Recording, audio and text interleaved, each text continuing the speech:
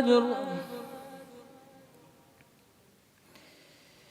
ليلة القدر خير من 1000 شهر تنزل الملائكة والروح فيها بإذن ربهم من كل أمر سلام هي حتى مطلع الفجر صدق الله العلي العظيم. صلوا على محمد وآل محمد.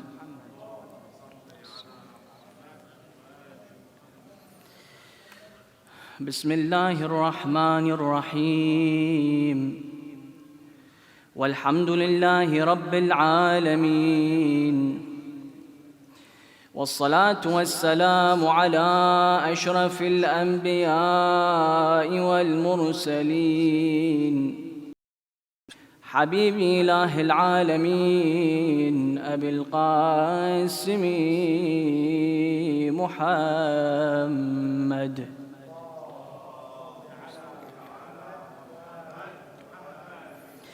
وعلى أهل بيته الطيبين الطاهرين وأصحابه المنتجبين. رب اشرح لي صدري ويسر لي أمري واحلل عقدة من لساني يفقه قولي. Founding fathers of this great Islamic institution, the Islamic Center of America in Dearborn, Michigan, the founding father Imam Jawad Shirri, and the board members and their deceased and your deceased, and all martyrs of Islam.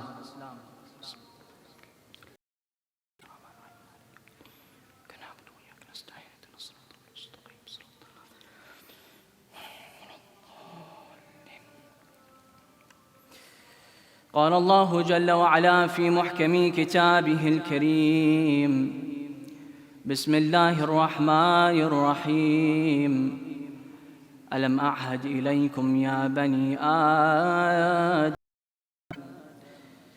ألا تعبدوا الشيطان إنه لكم عدو مبين ونعبدوني هذا صراط مستقيم. In the name of Allah, the Beneficent, the Merciful, Allah subhanahu wa ta'ala mentioned, did we not take an oath from you, O children of Adam, that you shall not serve Satan? He is your open enemy, and that you shall serve me. This is the straight path. Assalamu alaikum, dear brothers and sisters in Islam and faith and in humanity. Wa rahmatullahi wa barakatuh. So we have been speaking about our lecture series topic, which is Shaitan and how he misguides mankind. We have been speaking about the way that he comes and he tries to deceive the human being away from the command subhanahu wa ta'ala. And we came and we mentioned the benefits of Shaitan's existence, and we said that the reason why Allah ta'ala allowed Shaitan to live was because that this Satan was going to be a test and a challenge for the mu'mineen, the believers. And there are two types of believers. There are those who just believe, who only say ashhadu an la ilaha illallah wa ashhadu anna Muhammadan Rasulullah. For his love, give me a loud salawat.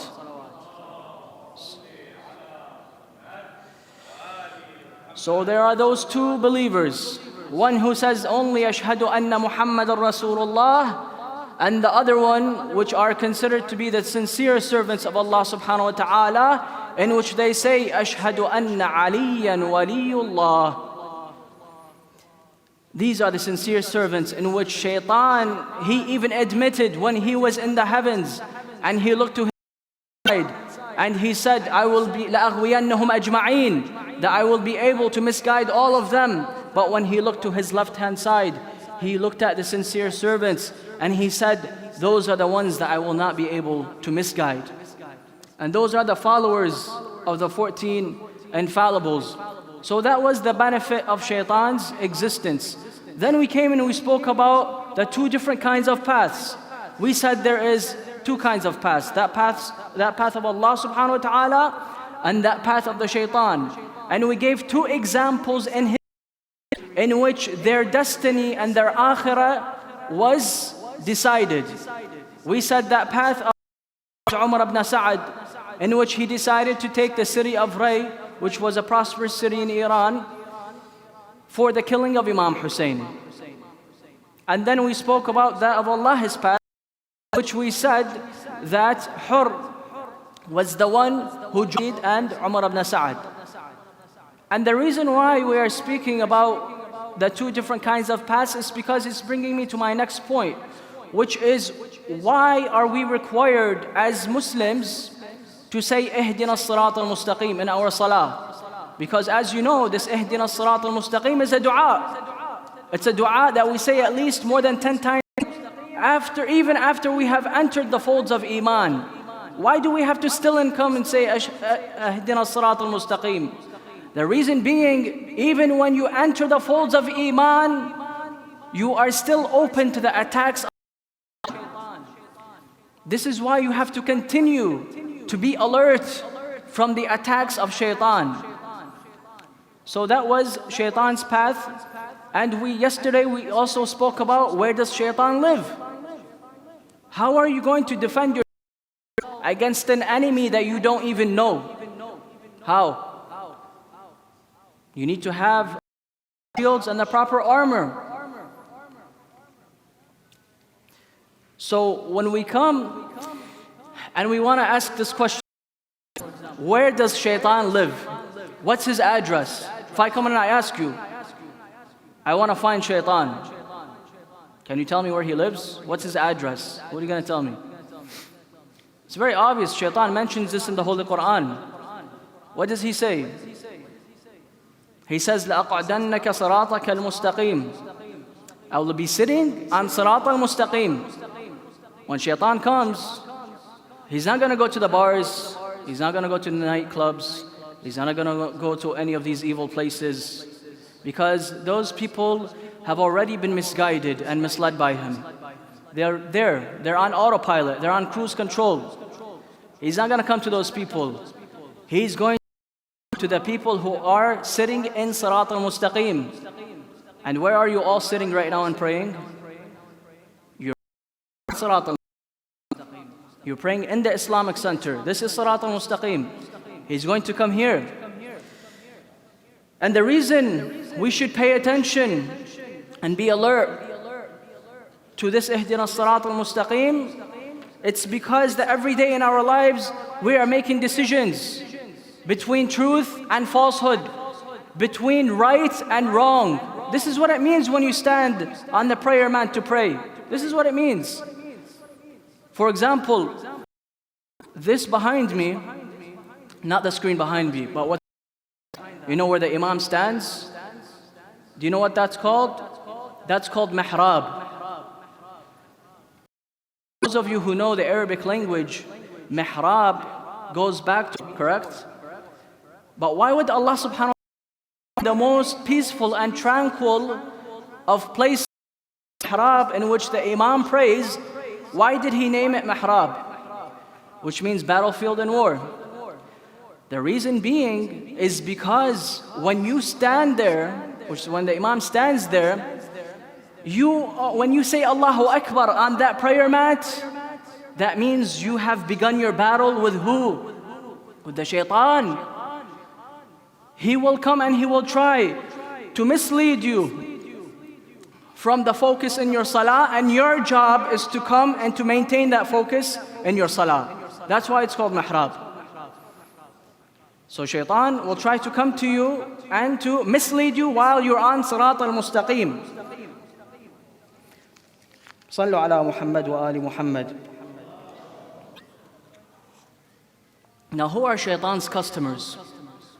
Who are shaitan's customers? Shaitan's customers are those who decide to go on the straight path. Now those who decide to go on the straight path happens when they're in the Islamic center, because like we said, Sirat al-Mustaqim is the Islamic center. This is Sirat al-Mustaqim. This is where shaitan is going to come. He's going to come to you right here. So when shaitan is going to and try to mislead you, you have these different kinds of people, their intentions of why they're coming to the center. You don't have to tell me why you have come to the center, but there are those who come to the center just on Laylatul Qadr. Every other day out of the year, you don't see them, not even once. Or you see them during Muharram, that's all you see them. We call these people 40-day Muslims, in which they come 10 days for Muharram and 30 days for Ramadan. So anyways, you have some people that will come and they will come just for show. But the real idea is that on the day of judgment, when Allah subhanahu wa ta'ala is going to come to you and He is going to judge you based on what you did, are you going to want to take that credit from the people, or are you going to want to come to take it from Allah subhanahu wa ta'ala? And nights such as these, which is Laylatul Qadr, which is better than 1,000 months, khayrun min alfi shahr. Tonight is the night in which your destiny is decided for you the rest of the year. This is how great this night is. So to our second point, which is, how does shaitan misguide? You will find that shaitan, what does he say? He says, in the Quran, Allah says about him in Surah An-Nisa, verse 119, He says, and I will mislead them, and I will arouse in them sinful desires, and I will command them so that they will slit the ears of the cattle.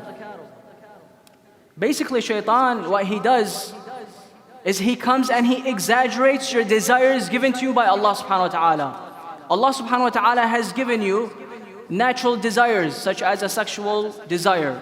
He has given you that sexual desire to reproduce. He has given you the desire to fulfill your stomach, to fill your food with stomach. He has given you the desire for shelter. He has given you all of these desires. But what will shaitan come and do? Shaitan will come and excite those desires. Now what does Allah subhanahu wa ta'ala tell us to protect ourselves from shaitan and him trying to excite us? What does He tell us? He comes and He shows us how to control ourselves. Control. And this is the beauty of the holy month of Ramadan. You find how is it that you are able to fast from sunset, from sunrise to sunset, and not eat anything and still be able to perform all the duties of your daily activities? This is such a blessing. So this is all goes back to control. How to control yourself, self-discipline. Shaitan, what does he do? He comes and he inflames those desires. He makes the sin look so good. He makes the sin look so attractive. He entices you, just like how we said a billboard comes and entices you and attracts you to go there, to go and take that exit. But no one is coming you by the hand and forcing you to go to that. He's only inviting you. So shaitan, this is his job. He entices you toward that sin.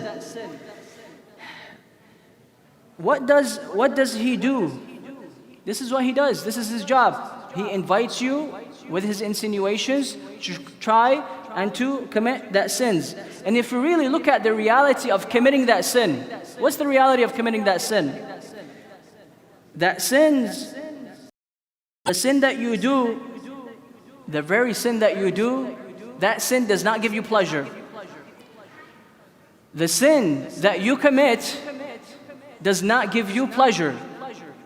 It's the anticipation of thinking of that sin that gives you pleasure. For example, you got invited to a party. Anticipating the party is better than going to the party itself.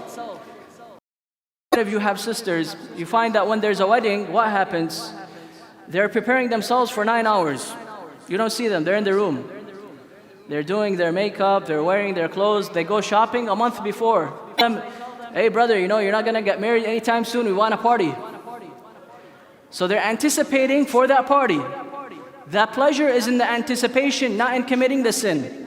Another example, if you want to go and drink alcohol, just the thought of drinking that alcohol is more pleasurable than drinking the alcohol itself. Because you see on the movies, you see people, when they drink, what happens? When they drink, they become drunk, and then they throw up, and then they feel sick in the morning. And unfortunately, there was a case of one of the brothers who was misled, and he went out with his friends to the nightclub or to the bar, and he returned back, and he went to sleep, and he didn't wake up. Sometimes you don't have a second chance. You don't have a second chance. So you have to be alert from shaitan's insinuations and invitations. Sallu ala Muhammad wa ali Muhammad.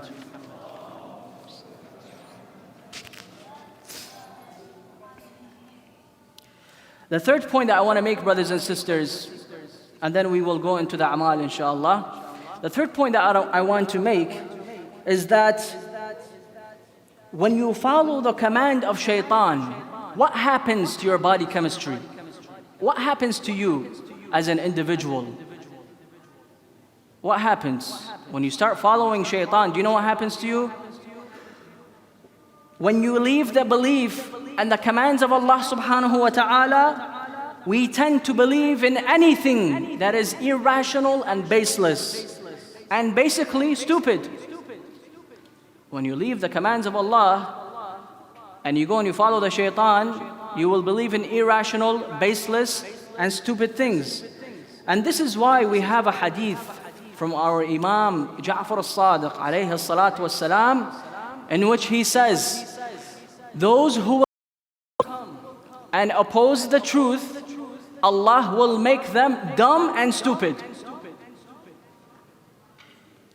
Very simple. You don't need a PhD to understand this hadith. Very clearly the Imam is saying, if you oppose my command, I will make you dumb and stupid. For example,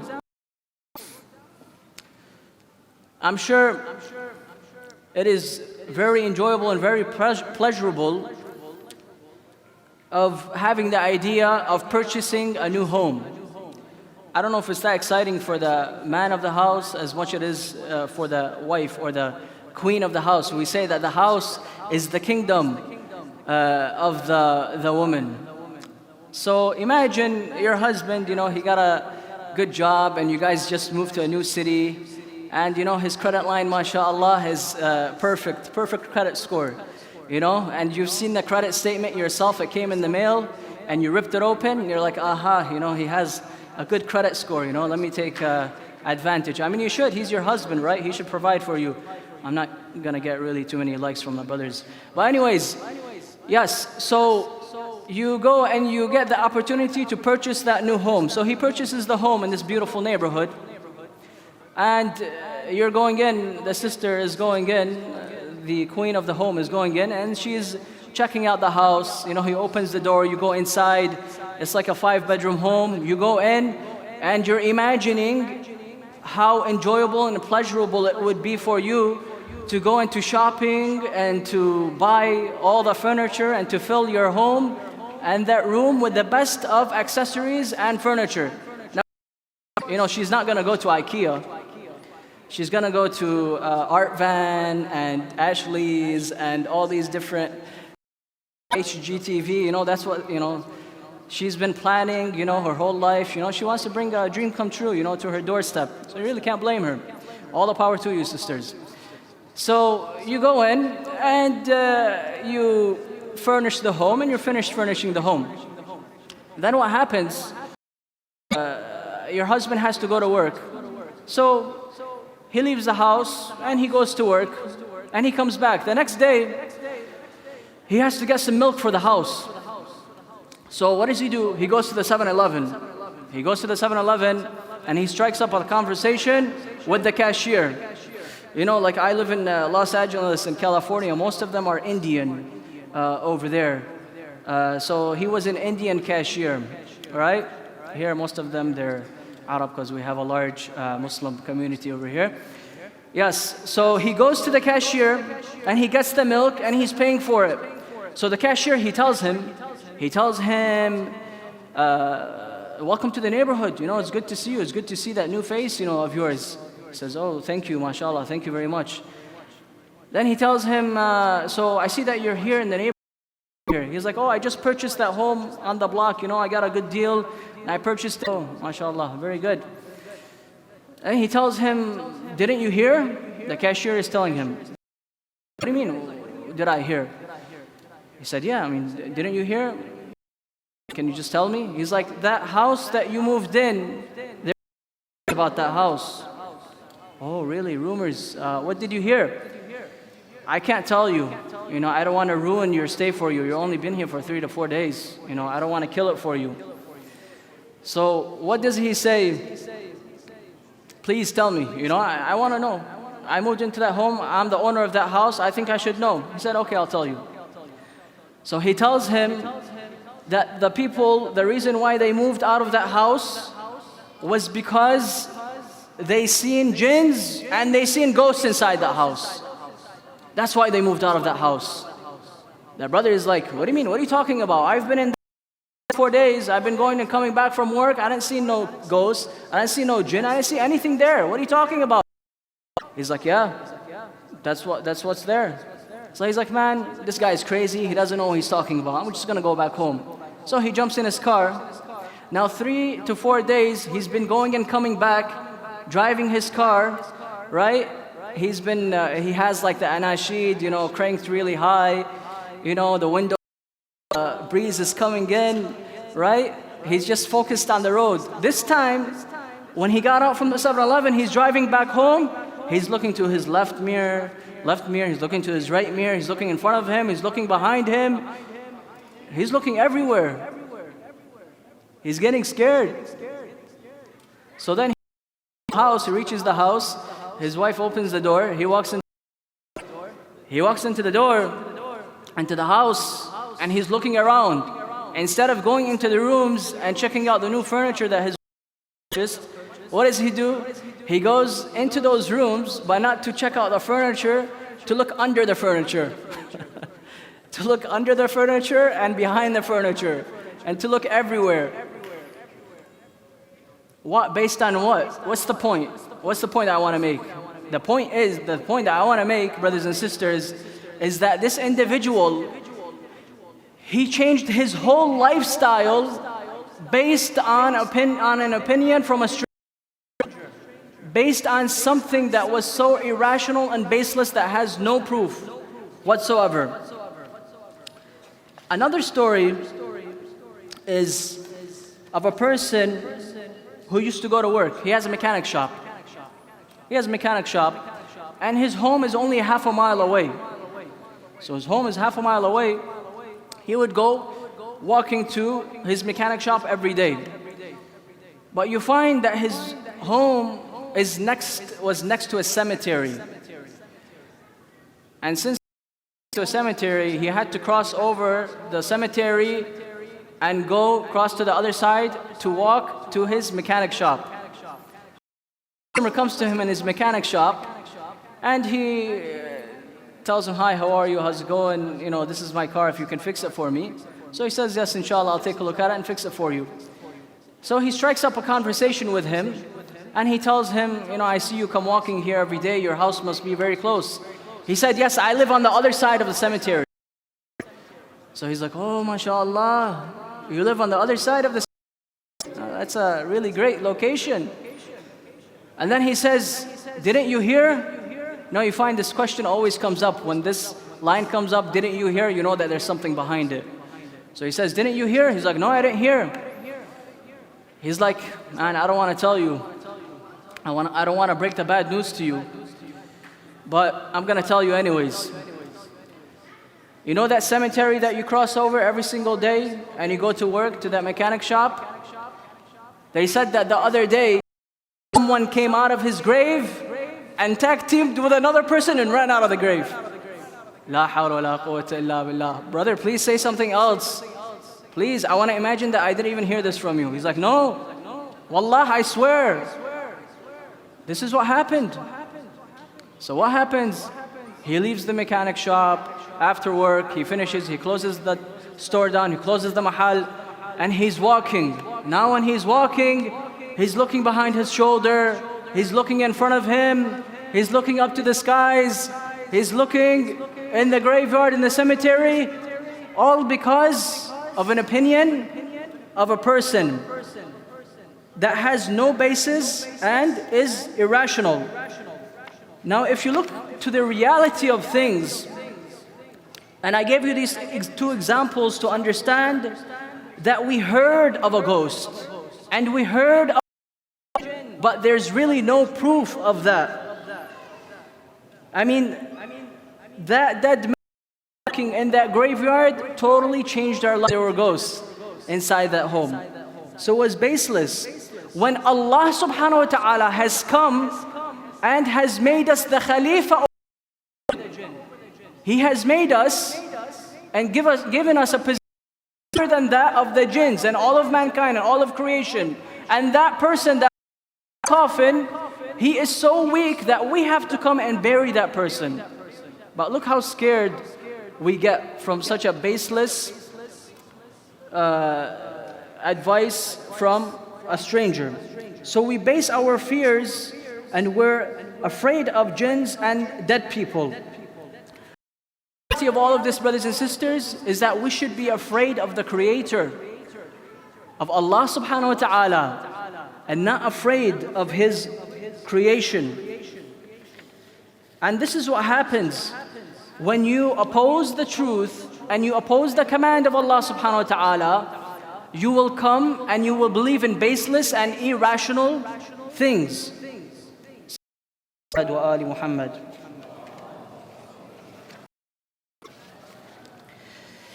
This brings me to my fourth point, and inshallah we will conclude. Brothers and sisters, Allah subhanahu wa ta'ala has given us a religion based on evidence and proof. And we follow, unfortunately, these baseless and irrational proofs. I mean, who is training us to do this? Is Allah subhanahu wa ta'ala coming and training us to do this? Or is it the shaitan who is coming and saying, follow this way? Therefore, my teacher, Hujjat al-Islam al-Muslimin, Sheikh Mirza Beg, he is the dean of the Islamic Seminary in Los Angeles, California, Imam Ali Seminary. He emphasizes the fact that the religion that we follow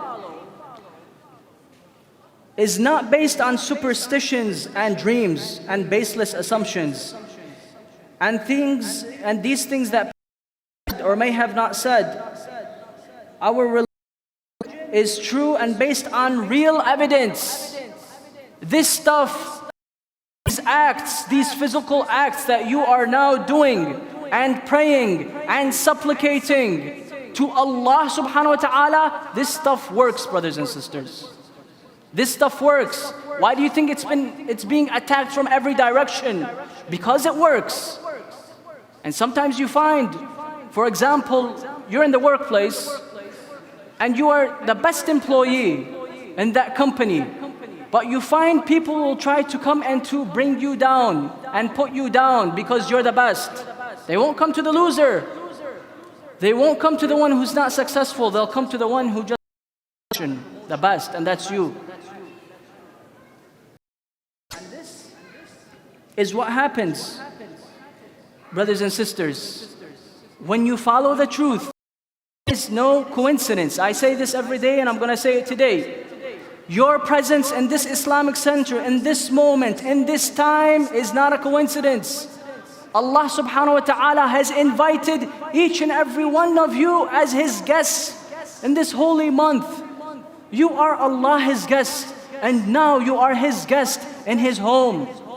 And this home and this minbar that I am standing on is not my minbar. This minbar, we are reserving it for the 12th Imam al-Hujjah, ajjarallahu ta'ala farajhu al-sharif, salawat.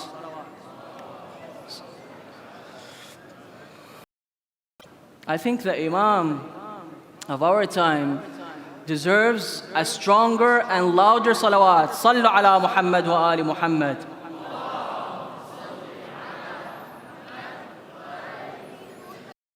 Brothers and sisters, if Allah subhanahu wa ta'ala reveals a religion, He will reveal that religion based on proof and evidence, so that we don't have an argument against it.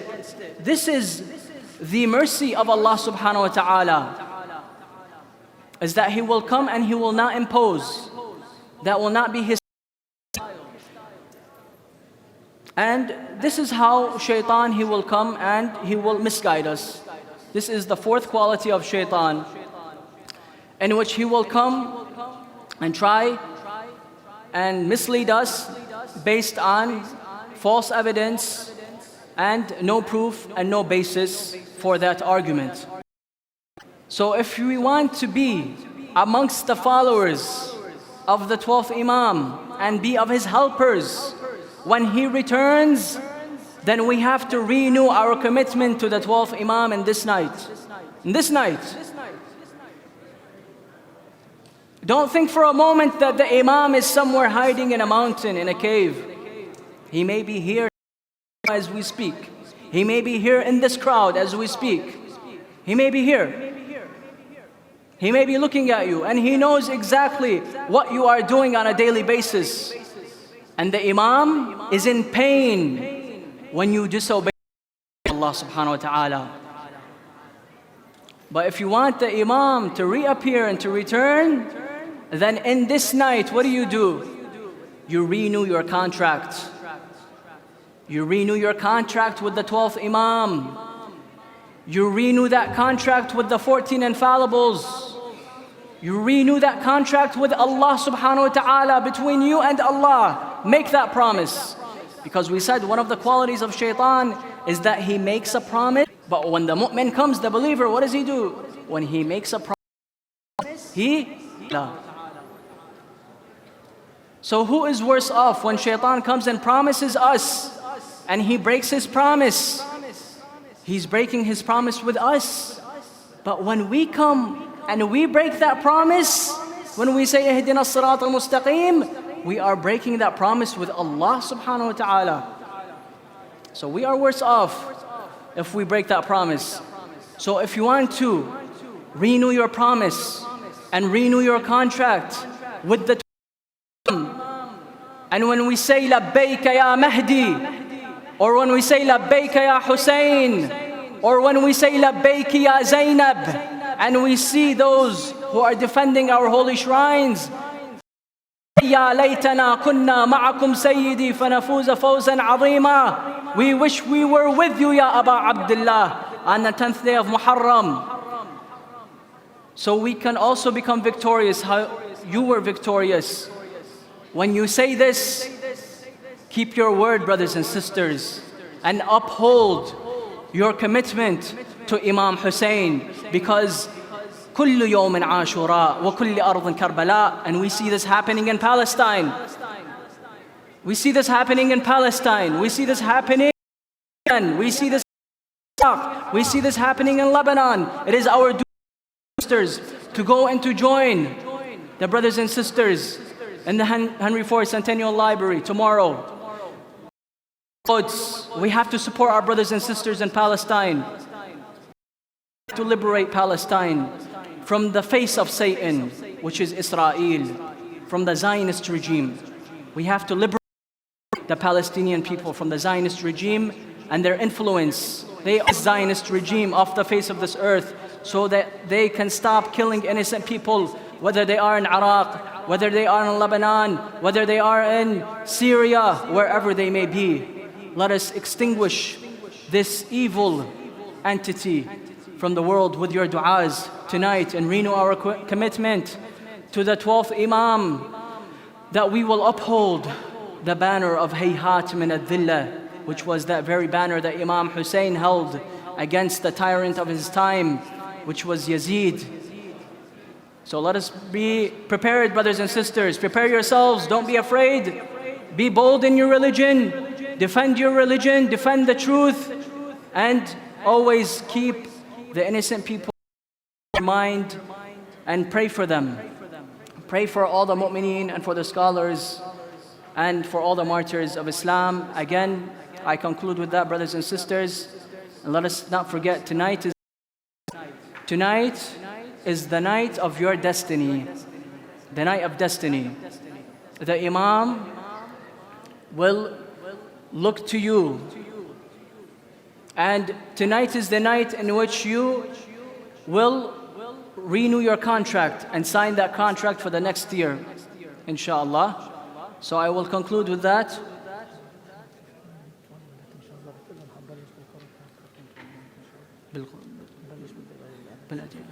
Okay, inshallah.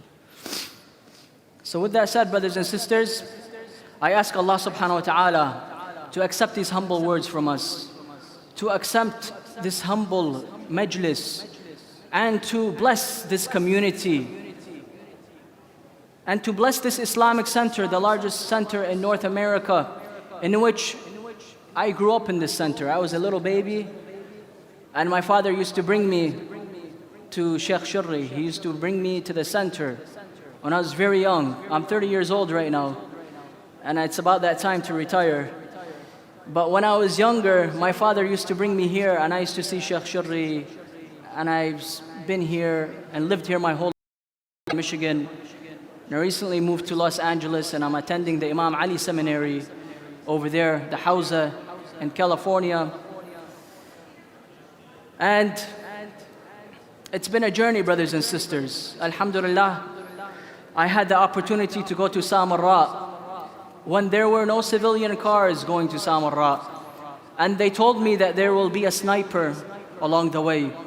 There will be some roadside bombs along the way. And 2 days, a suicide bomber blew himself up in this very gas station that I pumped gas in. But I told my friend, no matter what there is in the way, roadside bombs, suicide, sniper, I'm going to go to Samarra, and I'm going to visit Al-Imam Hassan al-Askari and Imam Ali al-Hadi. And I will do whatever it takes to and to defy the shaitan, and to prove to the shaitan that having faith in Allah subhanahu wa ta'ala works. And when you call out to the Imam and you say, Labbayka ya Mahdi, do you think the Imam is going to come and help you?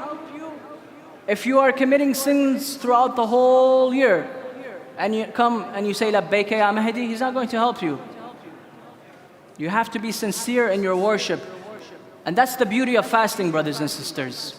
The beauty of fasting is that it's the outer appearance of sincerity between you and Allah subhanahu wa ta'ala. Why?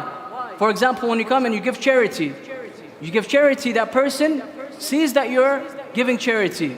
But when you fast, it's between you and Allah subhanahu wa ta'ala. No one knows that you're fasting unless you come and tell me that you're fasting. So may Allah reward you and bless you in this holy night, and inshallah fulfill all your wishes, all of your desires, all of your hajat, anything that you want, ask from Allah subhanahu wa ta'ala. Anything that you desire, ask from Allah subhanahu wa ta'ala. I pray that the single brothers find pious wives, and I pray that the sisters find pious men, and I wish inshallah this community will grow with the love of Ahlul Bayt, with the love of the holy prophets. And mashallah, this is one of the most beautiful communities in the world. And inshallah, Allah subhanahu wa ta'ala will give victory to the truth, will give victory to the followers of the 14 infallibles. And I conclude with that, brothers and sisters. As for the program tonight, the program will begin, the Amal will begin in 15 minutes. Inshallah, they are just concluding in the Arabic section, in the Arabic room. Once they finish, they will pour into the Salah, to the Musalla. But for now, we need to take those chairs and put them in the back for the ladies, so we can, for the brothers and sisters to sit over here. Sallu ala Muhammad wa ali Muhammad.